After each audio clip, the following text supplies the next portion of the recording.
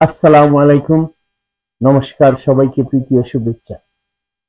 আমেরিকার প্রাক্তন প্রেসিডেন্ট জনাব আব্রাহাম লিঙ্কনের একটি বহুল প্রচারিত উক্তি, you can fool some of the people all the time and all of the people some of the time, but you cannot fool all the people all the time.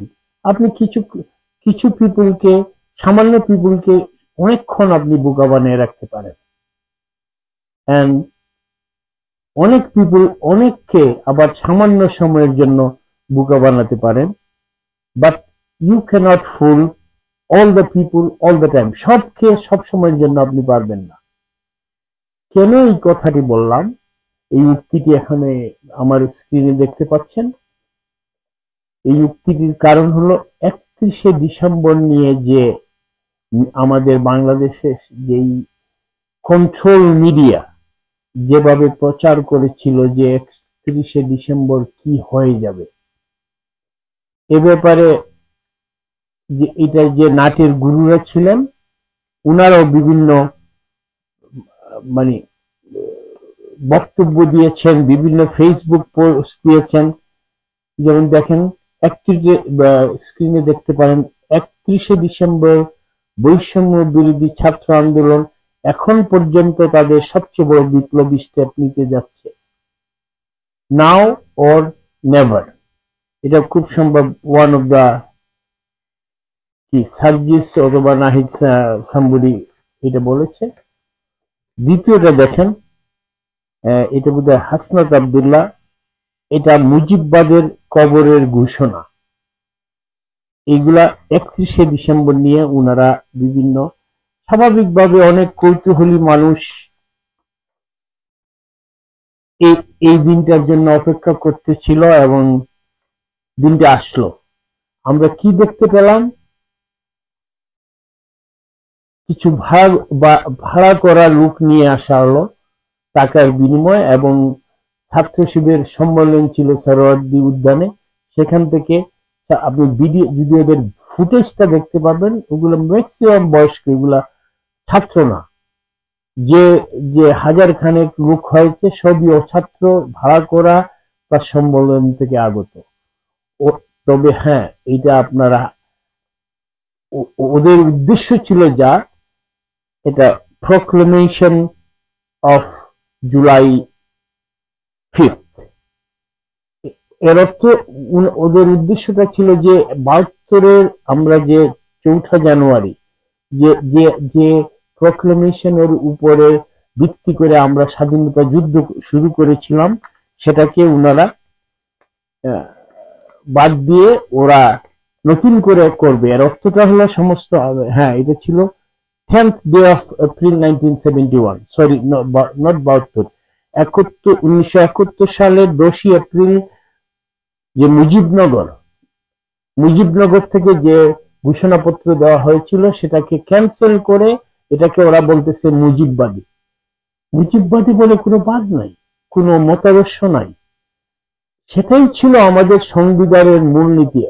ওদের এইটাতে প্রতি ওদের খাদ্যনি কেন? ওরা খাদ্যনিটা কেন দেখেন ভিডিওতে।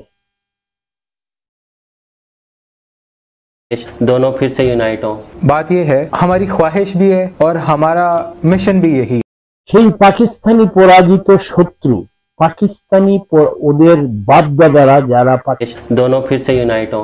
बात यह है, हमारी ख्वाहिश भी है और हमारा मिशन भी यही। পাকিস্তানের পক্ষে ছিল, সেই পাকিস্তানিদের যে পরাজয় 93,000 সারেন্ডার করেছিল, সেটাকে মুছে দেওয়ার জন্য তাদের এই 31শে ডিসেম্বর ছিল। কিন্তু ওরা কেন পিছপা হলো সেটা হলো কথা। আমরা বুঝতে পারলাম ওদের উদ্দেশ্যটা ছিল, আপনি যখনই নতুন করে আবার প্রক্লেমেশন আপনি জারি করবেন, তখন পুরানো যে ভিত্তিতে ভারত আমাদেরকে স্বীকৃতি দিয়েছিল, অন্যান্য সবগুলো ভয়েড হয়ে যাবে। নতুন করে আবার আপনার স্বীকৃতি নিয়ে আসতে হবে। আর ইতিমধ্যেই আপনার দেশও দখল হয়ে যেতে পারে। কেউ হয়তো পঞ্চগড়, ঠাকুরগাঁও, নীলফামারী, দিনাজপুর, রংপুর দখল করবে, আবার কেউ হয়তো ফেনীর যে চিকেন লেগ, যেটা চিকেন নেক দখল হবে ওইদিকে, আবার আরাকান বসে আছে চিটাগাঙ্গে শান্তি বাহিনী।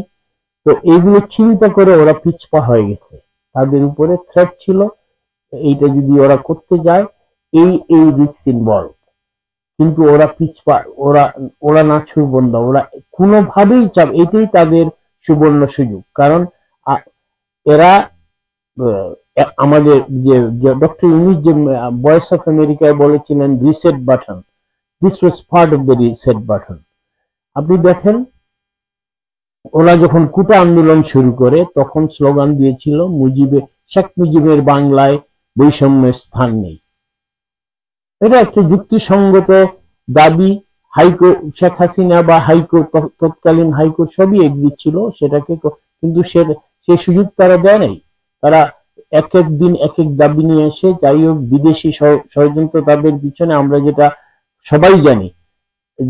আপনারা এখনো যদি কেউ সেই ডকুমেন্টটা না পান, যেটা আমেরিকান স্টেট ডিপার্টমেন্ট থেকে লিক হয়েছিল, দ্য গ্রে GRAYZONE.com, আমি আমার এখানে স্ক্রিনে আপনাদের দেখাবো। দ্য গ্রে জোন.com যদি আপনি যান, সমস্ত ষড়যন্ত্র আপনি পাবেন। এরা বাংলাদেশকে পাকিস্তানের অঙ্গ, পাকিস্তান যেমন ওই শর্ট ভিডিওটা দেখতে পেয়েছেন, ওরা অলরেডি ফ্ল্যাগই ডিজাইন করে ফেলেছে। আমাদের যে ফ্ল্যাগ, এর মধ্যে যে সূর্য রক্তি, दोनों फिर से यूनाइट हों। बात यह है हमारी ख्वाहिश भी है और हमारा मिशन भी यही। সূর্যের মধ্যে একটা সাদা চাঁদ তারা দিয়ে, সেটা Bangladesh Pakistan, United state of Pakistan. এই হলো তাদের, কিন্তু তারা এইবারও ব্যর্থ হলো। সেটা বলবে না, সে মার্চ ফর ইউনিটি। অলরেডি রাজাকাররা ইউনাইটেড, জামাতে ইসলাম, হিজবুত তাহের, হেফাজতে ইসলাম পাকিস্তান, এরা তো অলওয়েজ ইউনাইটেড। ওদের মধ্যে আবার ইউনাইটেড, এটার জন্য মার্চ কেন করতে হবে? তবে হ্যাঁ, আপাতত এরা পরাজিত হয়েছে, এরা ছাড়বে না। আমাদেরকে সবাইকে অ্যালার্ট থাকতে হবে। এরা আবারও ছবল দিবে। এগুলা রাজাকার, এগুলা মানবতার বিরোধী শত্রু। এরা এরা চাবে এই সোনার বাংলাদেশটাকে ধ্বংস করতে। যেমন আজকে পাকিস্তানের দিকে চেয়ে দেখেন, ওদের বাপ পাকিস্তান আমাদের এখানে এই সহ ISI দিয়ে, কিন্তু তাদের আজকে এই আফগানিস্তানের সাথে যুদ্ধ, আবার এদিকে সিয়া সুন্নি শুরু হয়ে গেছে। বেলুচিস্তান ওদিকে স্বাধীনতা সংগ্রাম চলতেছে। এই হলো এদের অবস্থা। তাই আমাদের সবাইকে, আমরা এখানে জয়ধ্বনি করার সুযোগ নেই, আমাদের সবাইকে অ্যালার্ট থাকতে হবে। এই রাজাকার শাবকরা আবারও ছুবল দিবে। আজকের জন্য এইটুকুই। ভালো থাকবেন, ধন্যবাদ।